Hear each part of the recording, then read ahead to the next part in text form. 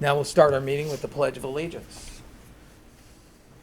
I pledge allegiance to the flag of the United States of America and to the republic for which it stands, one nation under God, indivisible, with liberty and justice for all.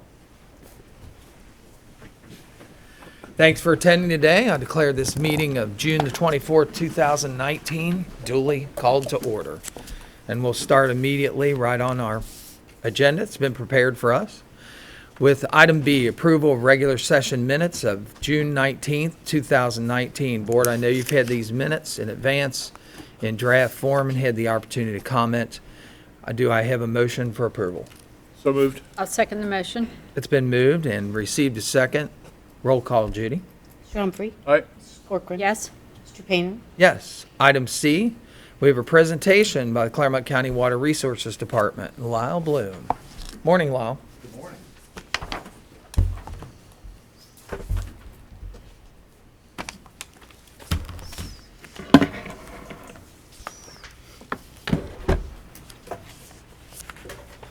Okay, we present this, we update our 5-year capital improvement plan every year. This is for our water and wastewater capital improvement projects. We generally don't go through each one. We've got 56 wastewater projects and 57 water projects identified in each of the 5-year plans. We typically focus on kind of what we did last year, what we're continuing to do this year, and upcoming construction projects. So that's where the focus of the presentation will be. All right, just a quick recap on our 2018 expenses, things we spent money on in our capital funds. The majority of that was in construction on the wastewater side, about 83%. In total, we spent just over $2.8 million on wastewater capital improvement projects. Again, the majority of it construction. Looks like 16 miles are going bad. 16%, I believe that says on there. It's either 16 or 18. It's 16. Okay, thank you. On engineering, typically our engineering fees are a little less, below 10% typically, but we had a lot of design going on and weren't able to get as many projects out to construction this year. Some of the projects we completed on the wastewater side, we completed the Bethel area sewer replacement, which was phase 1, the 9-mile wastewater treatment plant blower upgrade, and the creek stabilization in the Obannon trunk sewer to help protect some of our sanitary sewer trunk sewers. On the water side, again, total we spent about just over $2 million. The majority of that, 86%, was on construction and 13% on engineering. Some of the projects that were completed: the Rancho Lane water petition, the Branch Hill Guinea water main replacement, that was from Bridle Path to Jerriless. That was part of the TID project. Old 74 water main replacement from State Route 32 to Schoolhouse. Again, that was part of a TID project. Some utility relocations in the village of Owensville for street improvements, and then our surface water treatment master plan, which was just a planning document. So a lot of our capital improvement plan for the water system focuses on water main replacement projects. We've got about 808 miles of water line in the ground that was installed from 1954 to current. About 127 miles were installed in the 1950s and another 73 miles in the 1960s. The American Waterworks Association, or AWWA, they estimate the useful life of those water lines installed during that era to be about 75 years. So we're starting to creep up on that, and we recognize we need to start a water main replacement or continue our water main replacement program. Our strategic plan, which was developed for years 2015 through 2020, called for replacing about 20,000 feet of water line per year. To address that, that includes the projects that are impacted by roadway improvement projects and just some of the aging water mains as well. We expect that number to increase probably closer to 40,000 feet per year as we move into our next strategic planning cycle. So we'll see that in future capital improvement plans, more water main replacement projects. Our 2019, our current 5-year plan, 2019 through 2023, we have about 98,700 feet of water main that is scheduled to be replaced with an estimated cost of $19.5 million. And again, some of that is part of roadway improvement projects. Stole a map from the Transportation Improvement District because we have a lot of projects, part of their segment 4A, the Eastern Corridor project that will impact our water lines. So a lot of the projects are focused on replacing those water lines in those areas or relocating them. So about just over 15,500 feet will be replaced with an estimated cost of almost $2.9 million, just associated with all the projects in that segment 4A.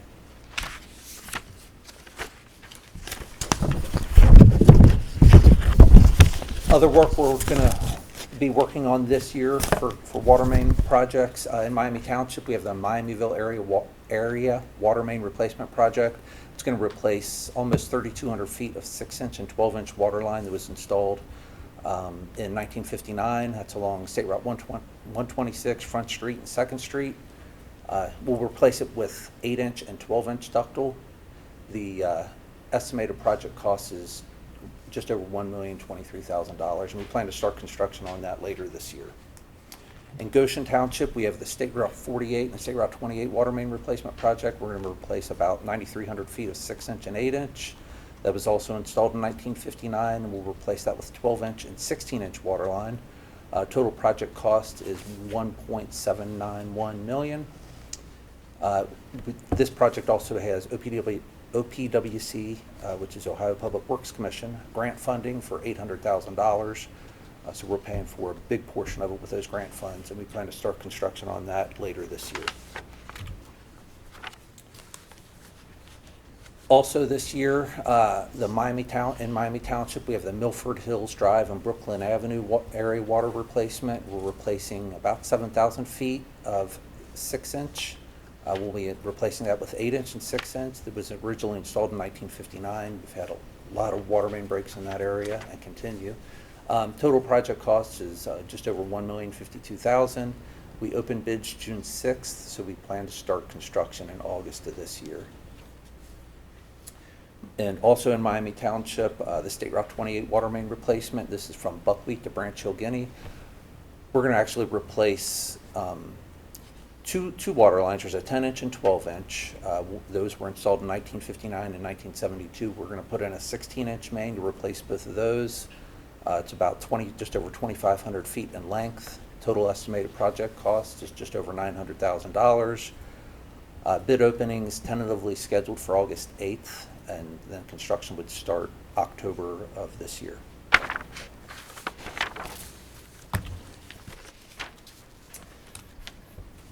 Design work that we continue to work on from last year and carrying through this year. In Union Township, we've got the Glendale and Glenville water main replacement project.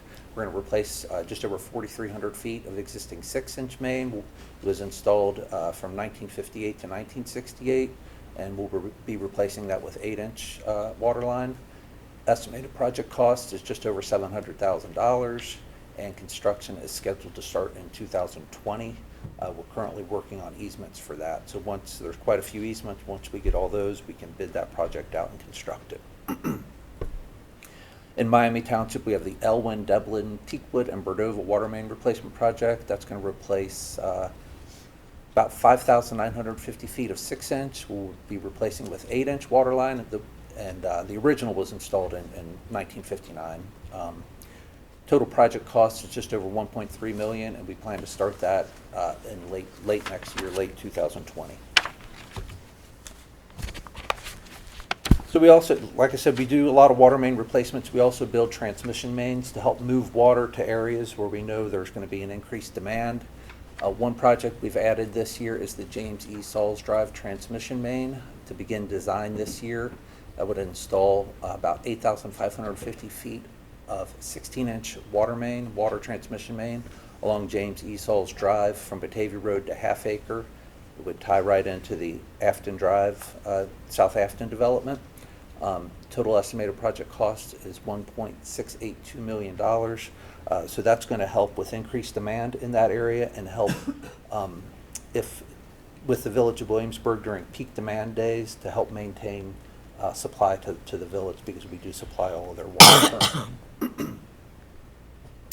The buckwheat transmission main, this is in our 5-year plan, but it's in the 2024 and beyond. So I'd say it's the 6th year out or even further. We keep it there kind of as a placeholder because it's such a large project.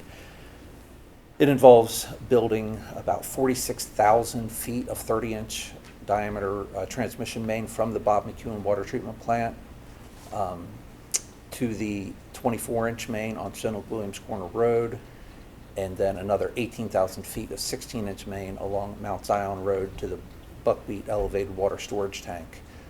So this is in Batavia, Stone Lick, and Miami Township. It goes through the 3 townships. It's an estimated project cost of about $16.5 million.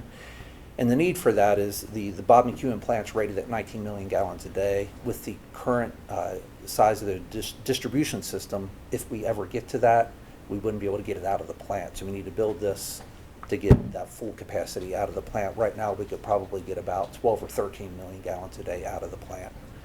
Right now, we're producing about 3 million gallons a day on average, on an average day. So we've got some time before that happens, but we keep it in there as it's someday, as development continues, we'll likely need to construct that. Water design that will continue this year, started in 2018. The Menno Drive water main replacement, that's in Miami Township. It's a total project cost of just over $107,000. McPicken Road water main replacement, it's also in Miami Township. It's got an estimated cost of $335,000. And then the PUB wellfield control tower for wells 17 through 20. That well tower is about 30 years old. So we'll replace that with a new structure, new control panels. That's about $215,000 project cost. That's down in Pierce Township. Projects we're going to start design on in 2019. One is an arc flash analysis and labeling for all of our water treatment plants, our elevated tanks, our booster stations, anything with control panels. They have to, in accordance with NFPA, National Fire Protection Agency or Association, 70E, we have to have those labeled. And that's an estimated cost of $125,000.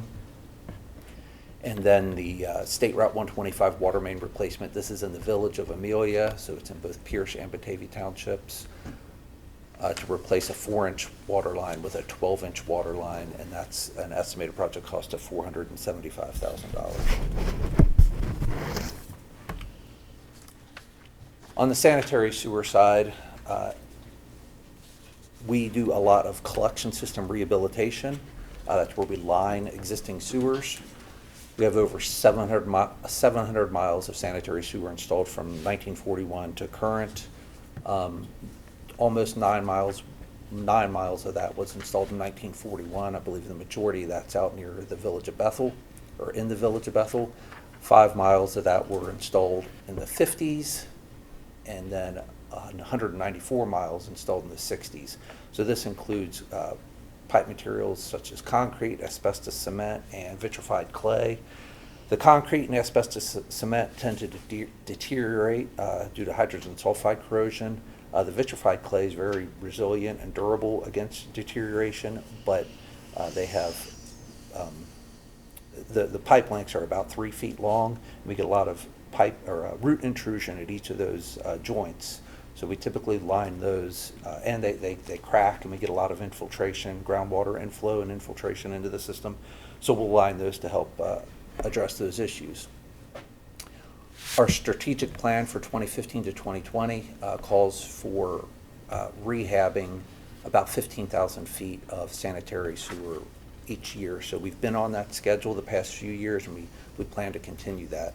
Our 2015 project, we rehabbed about 3 miles. The 2016, we rehabbed about 4 miles, and then the 2018, we rehabbed just over 4 miles on that one as well.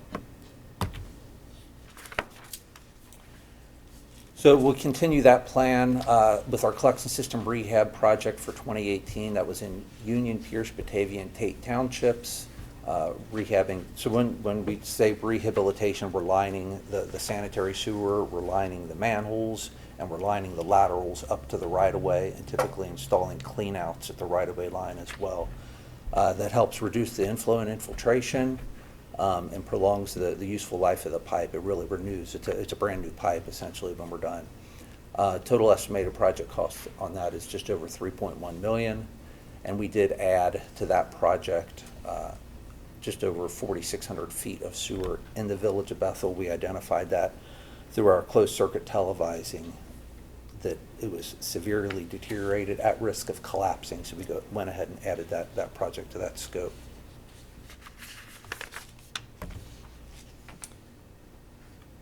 (2019) construction activity. These are projects currently under construction or to be under construction. In Goshen Township, we're currently building the Urbana wastewater treatment plant filter and clarifier improvements. It'll replace, we've got two tertiary sand filters, and we'll replace that with a single cloth disc filter system. Add an additional clarifier, and then there's some other piping modifications to the plant. That will also help us at that plant with treating peak wet weather flows. It's got equalization, and you can see these big tanks over here. So during heavy rains, they will divert excess wastewater flow to those tanks. When those tanks fill, then it discharges to the creek. So this will help reduce, or if not eliminate, those occurrences where we would fill those tanks and then they would bypass. Those are all reported to EPA anytime those occur, but this project will significantly help that project there, or that treatment plant. Also this year, in Tate Township, we have the Bethel area sewer replacement phase 2. We'll be replacing about 1,151 feet of existing 8-inch sanitary sewer that was installed in 1941. We'll be replacing that with 12-inch sanitary. Total estimated project cost of $345,000. Phase 1 was completed in 2018, and phase 2 required some easements that we could not get, so that's why we built that in phases.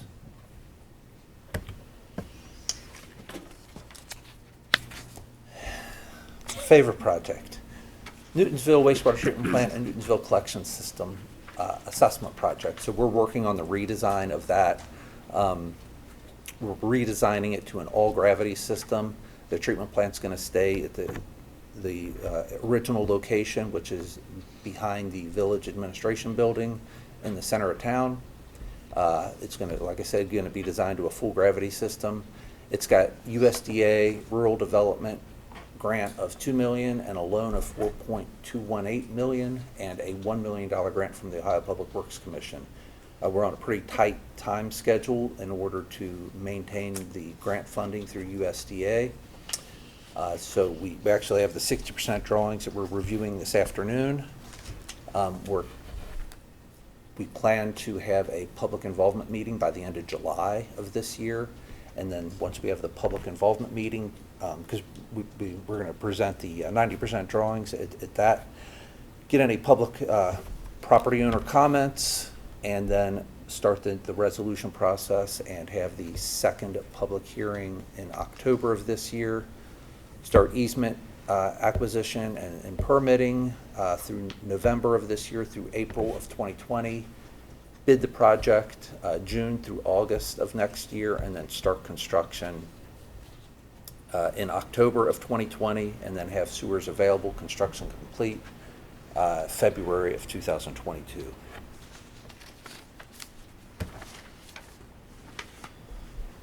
I know that seems like a long time, 2022, but it's a very large project, and the whole Ohio Revised Code process to work through all the resolutions and public hearing and everything takes a lot of time. But that's a very expedited schedule for that size project. 2019 design work in Pierce Township. We're working on the 9-mile collection improvements. We did some flow monitoring in the area, and to address wet weather inflow and infiltration and capacity issues, the engineer recommended replacing about 3,600 feet of 18-inch sanitary sewer with 21-inch sanitary sewer. About 1,300 feet of that will be relocated out of the proximity to the stream and much closer to 9 Mile Road.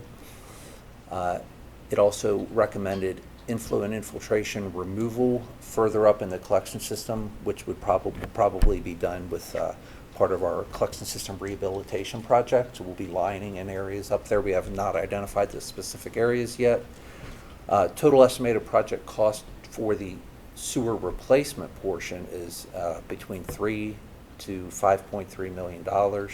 That'll depend on the final location and the amount of rock that we'll encounter during construction.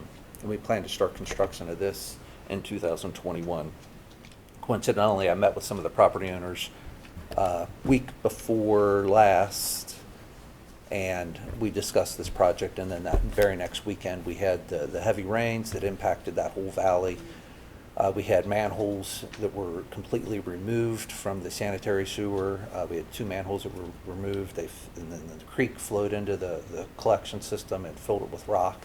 We just wrapped up repairing the trunk sewer on Friday of last week, so it's back and functional.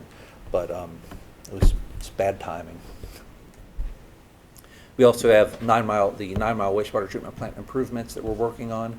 We're replacing the existing fine screens that will help improve wet weather capacity at the treatment plant and eliminate the screens that are there now have been a maintenance issue for many years.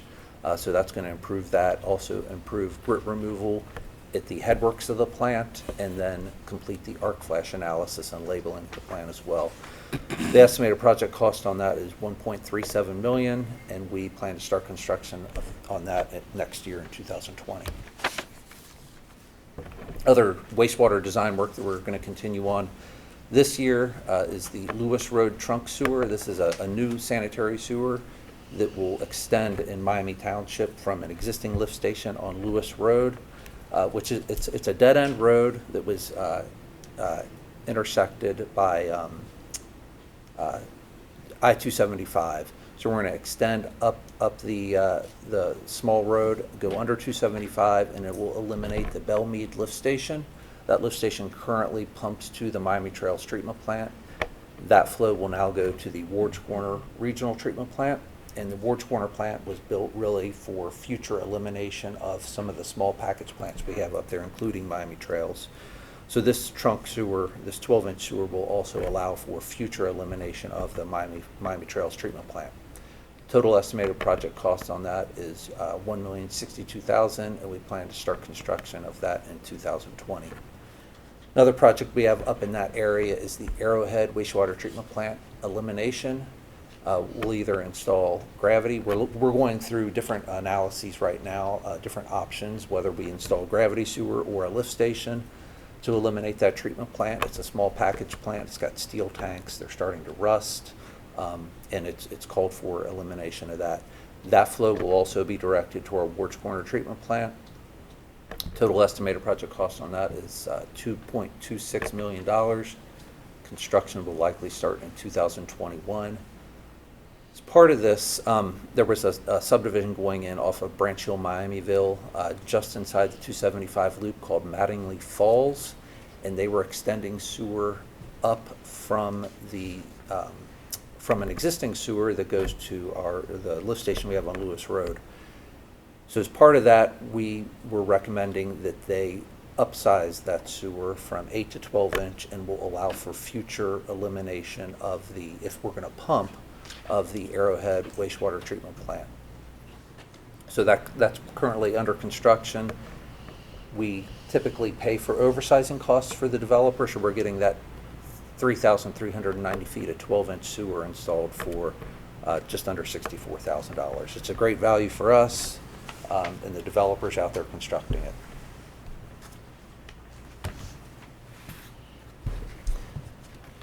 Sewer design that we're going to continue to work on this year, the Deerfield Road sewer petition, that's in-house design. Most small petition projects, we work on that in-house, so that'll benefit some residents on Deerfield Road, and they will be assessed for portions of that project, assuming it proceeds.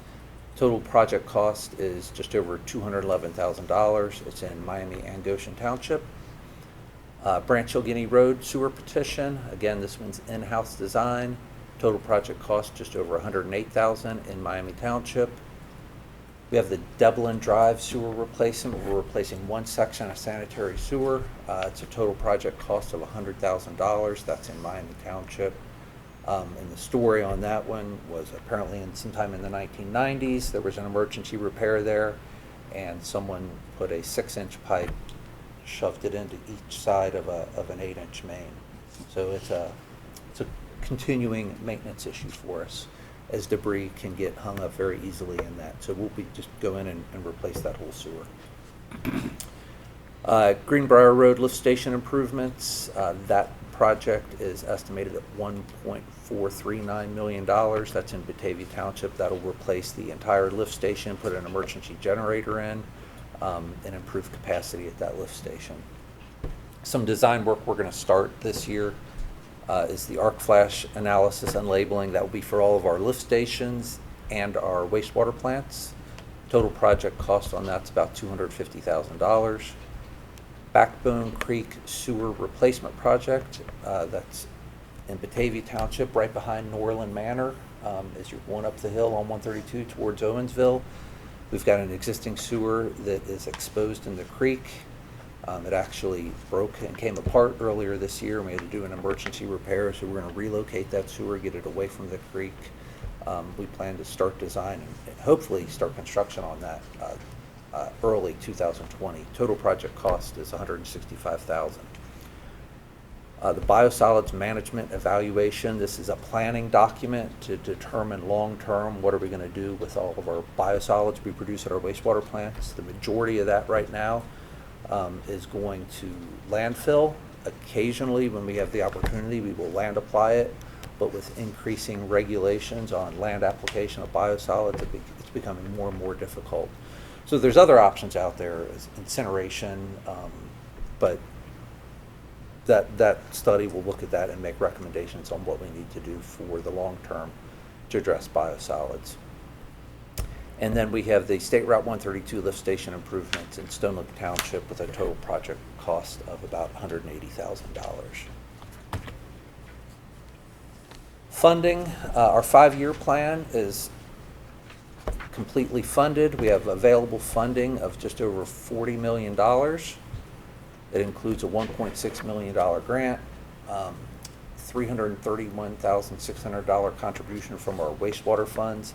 That's for the large water meter replacements, because we use those meters to bill for both water and sewer. So sewer contributes half of the cost for those large meter replacements. There is some excess funding, just around $8 million. As we grow our water main replacement program, those excess funds will likely be used up in the future. Our wastewater plan, it is not 100% funded. We have $55.6 million in available funds. It includes a $4.1 million in grants. That's the USDA grant and OPWC grants, mostly associated with the Newtonsville project, and $4.2 million in loans. That is the Newtonsville project. The $331,000 contribution from wastewater, or to water from wastewater.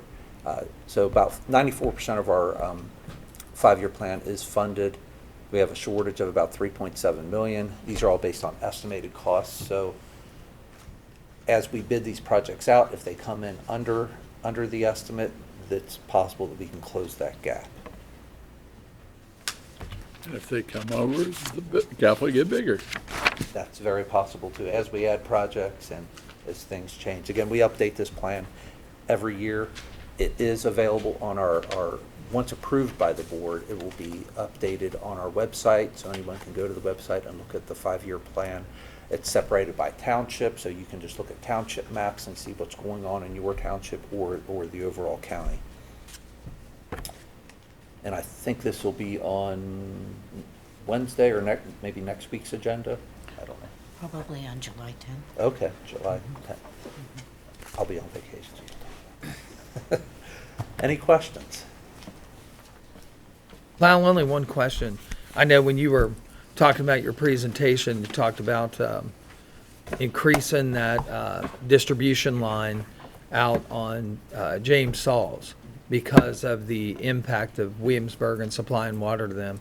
I know not too long ago there was a question about Brown County versus Clermont County. Could you elaborate on that? Well, Brown County Rural Water did make a presentation to the village, I believe 2 weeks ago.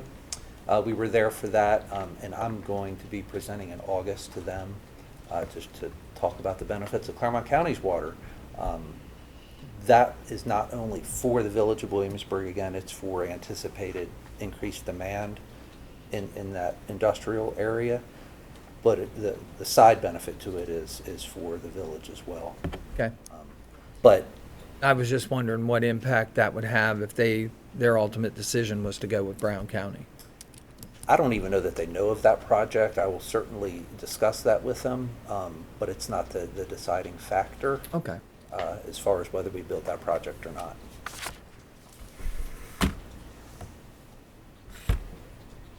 Any other questions? Anything? No, lot to review. Thank you. Yeah, like I said, there's a lot of Appreciate- projects in there. If you Appreciate come it. up with any questions, you can call or email, and we'll be happy to answer. Water and sewage is a big business. Yes, Yep. it is. Yes. So are all the places that have Clermont water also have sewer, or No. are there places that have sewer and no water and no sewer? We've got about 43,000 water customers and probably 32 or 33,000 sewer customers. So we've got customers with water that are on septic. We've got customers on sewer that are on cistern, actually, too. And then we have customers that, that are on Brown County Rural Water or Western Water or Cape Monroe that are on sanitary sewer as well. Okay. So there's a blend out there. Okay. Nice job. Thanks, Lyle. Thank you. Very good. Very good.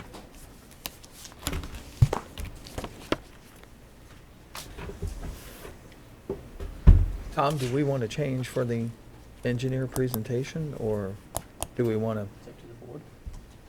That please you all to? Yeah. Okay. We will change directions here and go to item I for county elected official discussions. County engineer Patrick Monger and Jeremy Evans.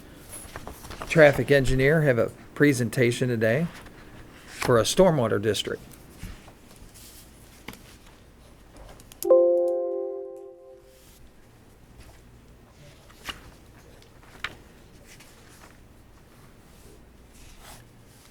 I think we ought to just move that up as a standard, because I don't, That cycle is in your order of procedure, so if Yeah. you want to do that, you'll need Okay. to revise That's the that issue. accordingly. yep, That's all. I'd like to do that.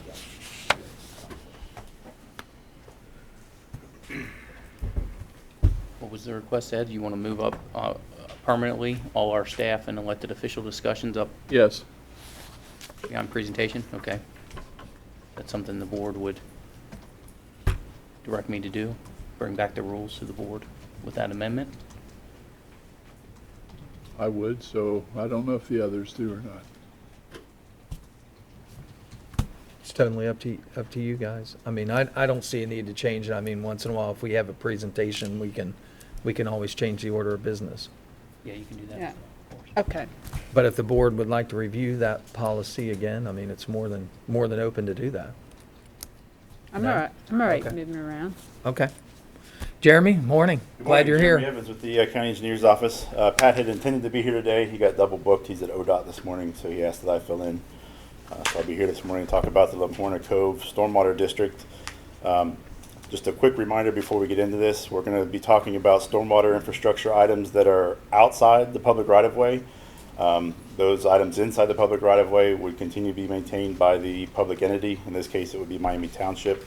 So those items that are outside generally are going to be maintained by an HOA if there is one. If there is no HOA in place, which we've seen in some cases, then it falls to the individual property owner who has that piece on their lot. So in this particular case, the HOA is set up currently to maintain this, so if no action is taken here, that would be the default. We would be go to the HOA as long as they exist. So We have seen, we've seen 3 of these. Sorry, how do we, Should be able to arrow. should, Not moving? it's not working.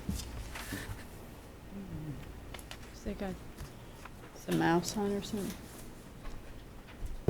Hold on a second.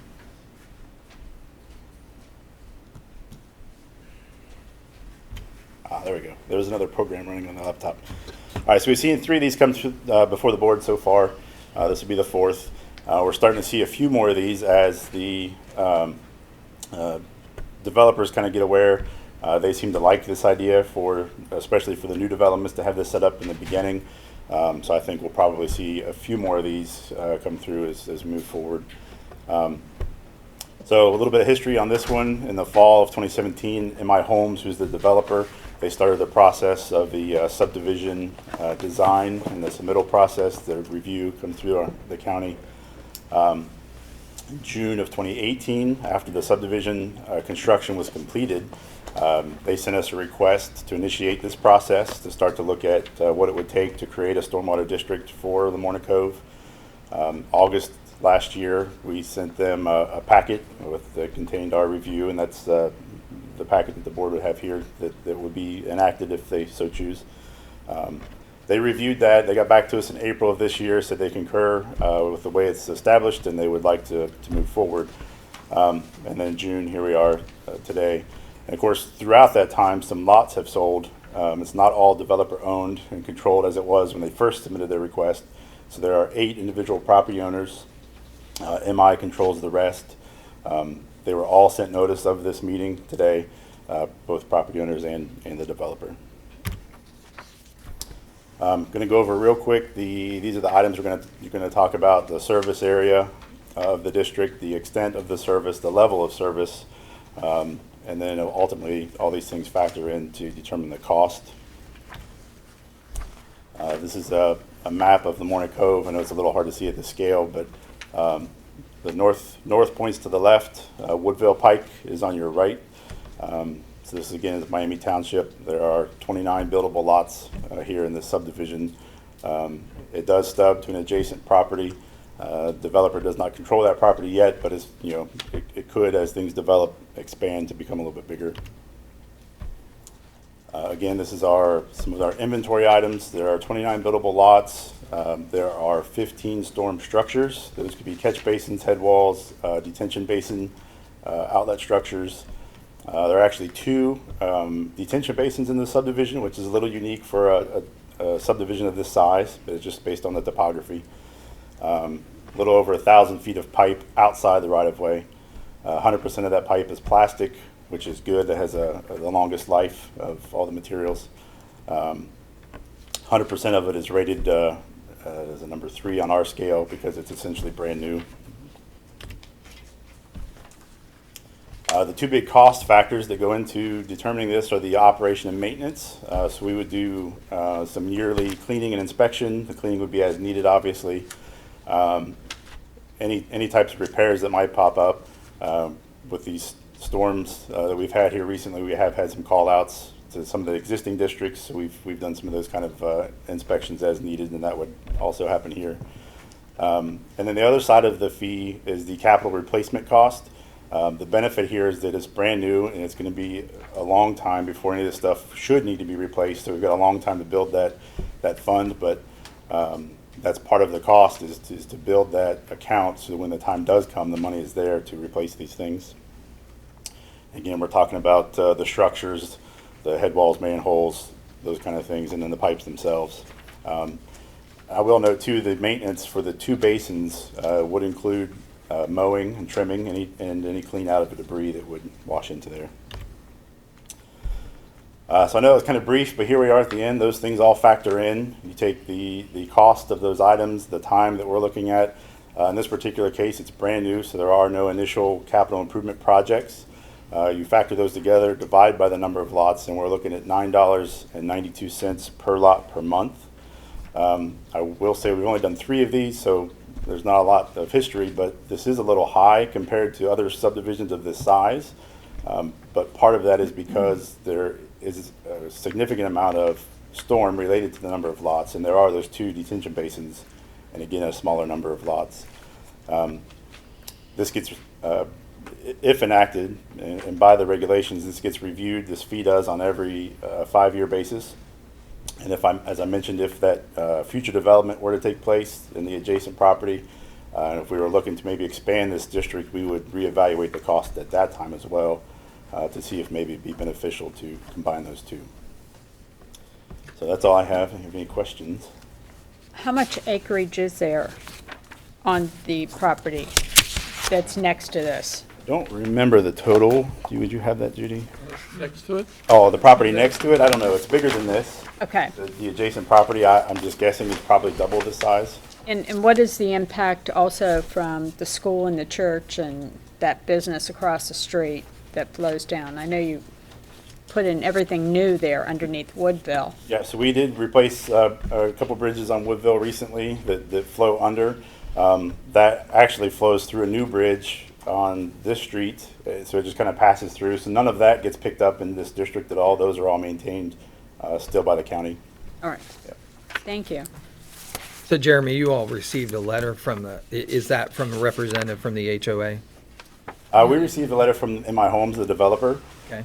They requested us to initiate the process, and then we got a separate letter after they reviewed all the documentation and wishing to move forward. I have not heard from the HOA. Okay. We haven't heard from the other property owners. I have not heard anything from the property owners. Okay.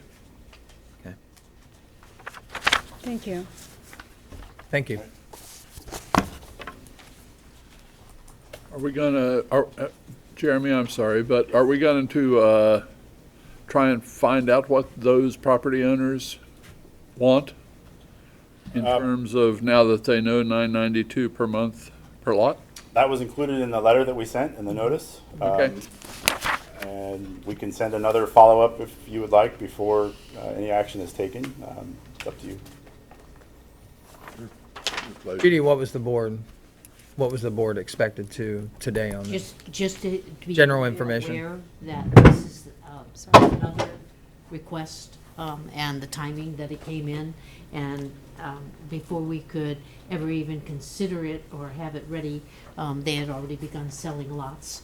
And there are a total of 31, 2 of which are open space, and 8 which have been sold to date, and had no response whatsoever to the letter that went out, either from the developer or from the 8 property owners.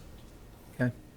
But the developer owns a substantial portion of the lots, He owns 20. He owns 21 of them. 21, and 8 owned by individuals. Okay. So we have a majority if we have the developer. Who has Yep. been on this to get this accomplished. And, Okay. Very So good. this will be coming back in front of me? It will. Okay. It will. All right. Thank you. Thanks, Jeremy. Thank you. We'll move on with the regular agenda. Item D for public participation. We've reached the portion of our meeting where you are invited, if you are here participating as a member of the public, to talk to the board, and we would welcome any comments that you would have. Is there anyone here from the public today that would like to address the Clermont County Board of Commissioners? Seeing none, I'll close the public participation and we'll move to item E. A consent agenda has been prepared, and I know, Board, that you have had that in draft form since late last week to have any comments and questions answered for you. Are there any items that need to be removed from the consent agenda for further discussion? None. Hearing none, I will ask for a motion to approve the consent agenda as presented. I'll make that motion. Second?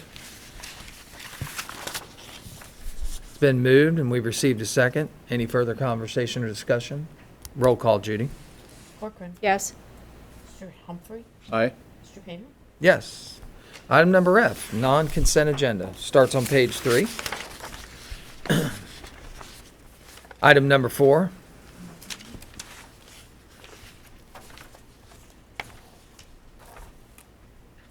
Good morning. Morning.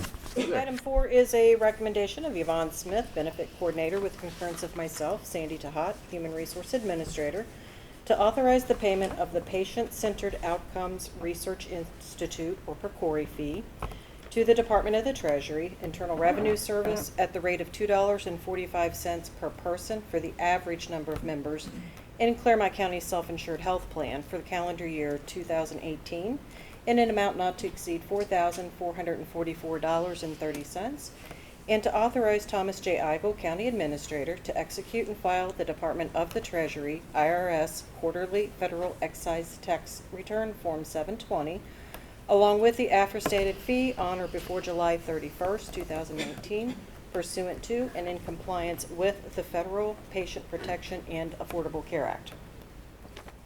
Board, you've heard the reading of item number 4. Do I have a motion for approval? So moved. A second? Been moved and it's received a second. Any further conversation or discussion? This is part of the Obamacare. It is, and Yep. this is the last year that payment will be due. Okay, thank you. All right. Mr. No Humphrey? further conversation or discussion? Roll call, Judy. Mr. Humphrey? Aye. Mrs. Corcoran? Yes. Mr. Tanner? Yes. Thank you. Thank you. Anything to add on at this point? Yes, sir. Okay. Then I'll move to item H, requesting an executive session pursuant to section 121.22, G3 and G4 of the Ohio Revised Code to first confer with the prosecuting attorney regarding pending or imminent litigation, and 2, to prepare for, conduct, or review negotiations or bargaining sessions with public employees concerning their compensation or other terms and conditions of their employment, respectively. Do I have a motion to move to executive session? I'll make that motion.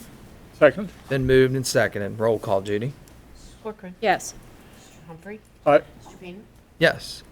We will move to executive session. We will return and we will conduct further business. Thank you. We've returned from executive session. There were no decisions made and we'll move on with our agenda. Board, I understand there are no additional add-ons to the agenda today, so we'll move to item J, our last item on the agenda for member comments. Anyone from the board have any comments you'd like to make? None. Well, thank you. Thank you. If there's nothing to come before this board, I would ask for a motion for adjournment. Make So- that, go ahead, Ed. Sorry. So moved. Second, I will second. Roll call, Judy. Mr. Humphrey? Aye. Mrs. Corcoran? Yes. Mr. Tanner? Yes, this concludes our meeting of June the 24th, 2019. Thank you for watching today, and we'll see you this Wednesday.